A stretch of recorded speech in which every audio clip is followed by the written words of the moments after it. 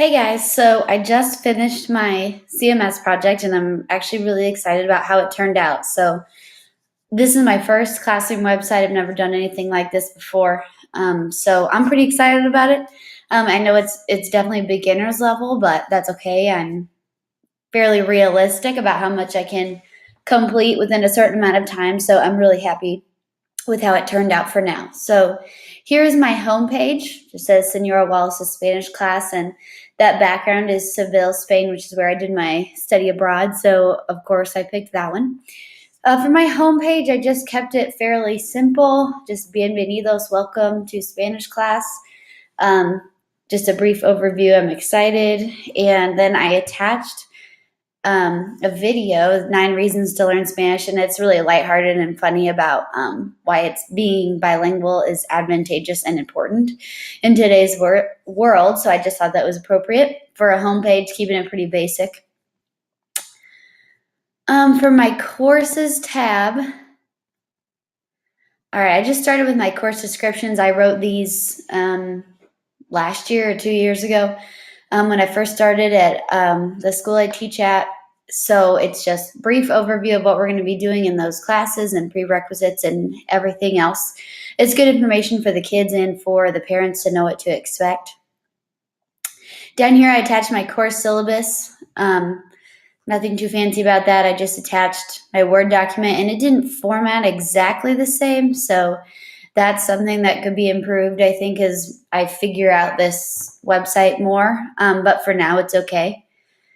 And then down here is just my timeline. The first weeks of Spanish class are always review. So we're going to be reviewing for at least probably 4 weeks for my 2s and 3s. And then my Spanish 1s start with a geography session of basically saying these are the Spanish-speaking countries, these are the capitals, and blah, blah, blah.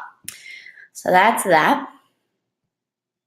Going back up here to rules, I chose for my infographic for the technology assets portion of this, I decided to use S'more, which I really like, and I can see why a lot of other teachers like it too. One thing I don't like, and I don't know if I did this wrong or right, was I don't like that you're limited to 5 flyers, I think, for the free version. And yeah, I don't like paying for stuff if I don't have to. So maybe I did something wrong, but so I'm limited in that. But I did like what I came up with. It's just a cute little outline of my rules. And then my contact information down here. Those are my syllabus, but the syllabus is a lot of information. And let's be honest, we don't all read the syllabus fully usually. So that's just a more concise way of presenting that. For my sample assignments, I actually used a culture project that I had used for something else in this class. I think the tool evaluation. And then the Spanish 2 and 3 review project will be a group project, which I'm really excited about. I've never done this before. It'll be a group project where they teach, since it's all going to be review, they're going to teach a certain concept. So for my Spanish 2 kids, I may say, okay, you have the present tense of AR verbs, which is a huge concept that we focus on in Spanish 1. So they know, hopefully, they know the material. They just have to recall it and reteach it, which is difficult to do for their classmates for the review exam that we will have. So hopefully, I'm hoping they will take it really seriously because of the summative assessment that will come after that.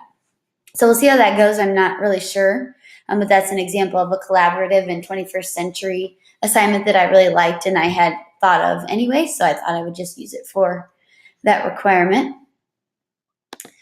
The resources, this is one of my favorite pages. All right, the good and the bad. So in my blog, I have complained about Google Translate, and I decided to use a meme. And those of you that are familiar with memes have definitely seen the SpongeBob kid before, and he's hilarious. So I thought I would just use the Google Translate. Got me like, I'm so annoyed. I'm over this, just like this kid is over his school picture or whatever's going on there. So I actually attached a link to a page that tells why Google Translate is bad. So I'm going to go ahead and click on that. And it's an article from 2013, so it's fairly recent. And it just talks about how it's not always well, it doesn't give you context, first of all, but it's not always accurate and everything like that. So I really like that. Hopefully it'll help the kids understand that it's not just me being crazy, that it actually is a real thing. So that's the only bad one that I've really encountered. The good ones, word reference is definitely preferred, as I have right here. It gives context for all the words, so I love that. And every time I have the kids look something up, it is on word reference. Spanish dictionary is an online dictionary, obviously, and it's okay. It's not my favorite, but it's better than Google Translate for sure. Study Spanish is something I like to give the kids as a reference. It just presents information differently than I would, and of course, it's online and it gives a few examples, and it does give irregulars as well, which is a big thing in Spanish. Conjuguemos is what I decided to use my promotion of a technology tool.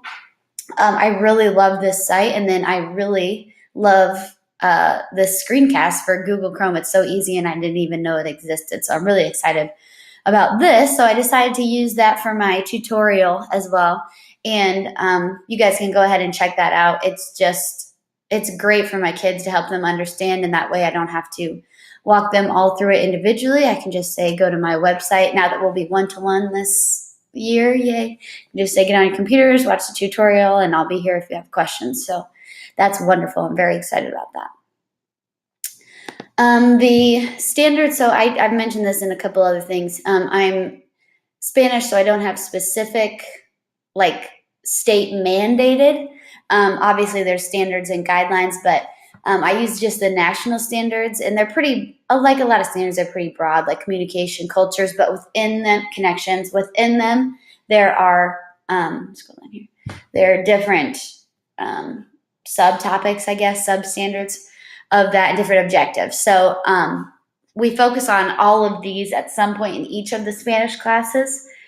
So I just like to have that as a reference for me and for the kids, especially because we will be transitioning to standards-based grading here in the next 5 years probably. So that'll be good reference for both me and the kids. And finally, for my digital announcement, because we're going to standards-based grading, we are weighting our grades a little differently.